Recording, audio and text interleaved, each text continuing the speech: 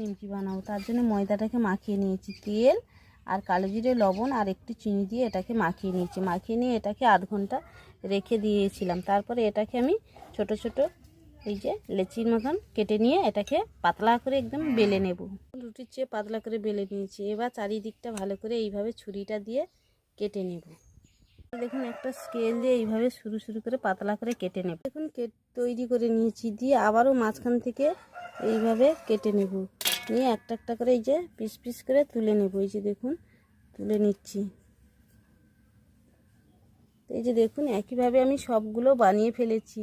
এবার এগুলোকে তেলে ভেজে নেব। এই যে দেখুন সবগুলো বানিয়ে নিয়েছি।